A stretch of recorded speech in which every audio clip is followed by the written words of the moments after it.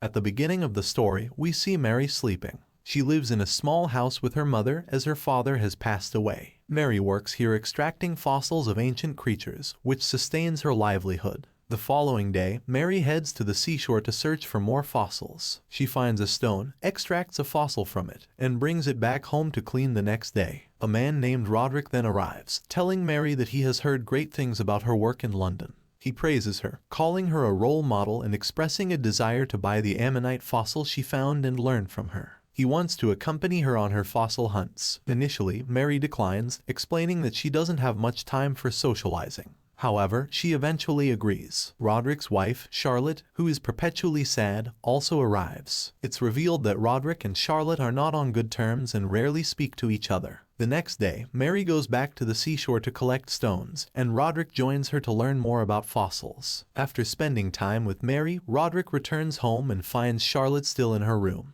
He encourages her, saying she needs to talk to people and laugh more. The doctors have advised you to sit by the seashore every day to improve your condition. How long will I have to take care of you like a child? But Charlotte doesn't respond. In the evening, Roderick visits Mary and buys the fossil she discovered. He tells Mary that he will be going to London for a few days, leaving his wife, Charlotte, behind. Although they have a servant, he is mentally unwell. Roderick asks Mary to take Charlotte with her to the beach, hoping she can learn from Mary and recover. He insists on paying Mary for this task. Mary agrees to his condition. The next morning, Mary takes Charlotte to the beach, but they don't speak to each other. Mary focuses on her work while Charlotte remains completely silent. Mary learns that Charlotte's lack of communication is why she doesn't get along with her husband. Charlotte decides to bathe in the sea alone, following the doctor's advice to stay near the sea. However, she gets very cold and falls ill. Charlotte manages to reach Mary's house, where she collapses. Mary helps her inside, lays her down, and calls a doctor. The doctor says Charlotte is very sick and needs care. Mary hesitates, not knowing Charlotte well, but the doctor encourages her to care for Charlotte as if she were her sister. The doctor leaves, and Mary's mother questions how long Mary will care for strangers, suggesting they ask for more money from Charlotte's husband. Mary reassures her mother that she will take care of it. Mary starts caring for Charlotte, who sleeps in Mary's bed while Mary sleeps in a chair. Mary also brings her medicine. As days pass, Mary even makes a painting of Charlotte. One day, Charlotte regains consciousness, and the doctor praises Mary's hard work in helping her recover quickly. Charlotte's condition begins to improve. She starts exploring the house and even plays the piano,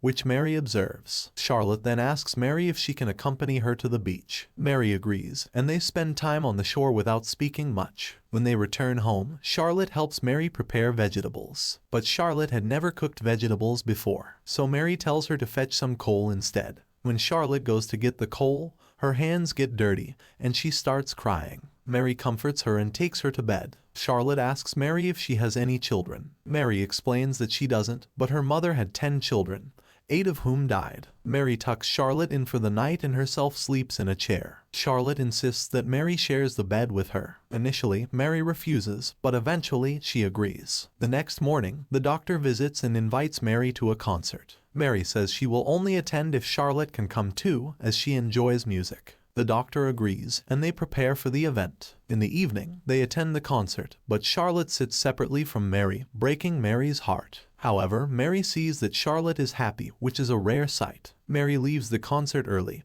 and Charlotte follows her home, asking why she left. Mary, busy writing a poem, remains silent. Charlotte tells her she looked beautiful at the concert, but Mary says nothing. The next day, they go to the beach again and find a fossil together. They bring it home, and Mary cleans it while sharing a childhood story about a fossil she found at 11, which was traded for a year's worth of food and clothing. Charlotte offers to help, but Mary declines. As they work late into the night, they grow closer and eventually kiss. Charlotte and Mary spend the night together. The next day, they return to the beach and get close again in the sea, with Charlotte finding happiness in her time with Mary. Later, a man arrives to buy the fossil they found. He offers a low price, but Charlotte argues that Mary has worked hard on it, staying up all night to clean it. She insists that Mary's work deserves more value. The man eventually pays a fair price, and the fossil is placed in the London Museum. That evening, Charlotte receives a letter from Roderick, asking her to come to London. This upsets her, but Mary comforts her again. They spend the night together, knowing that Charlotte will leave the next day.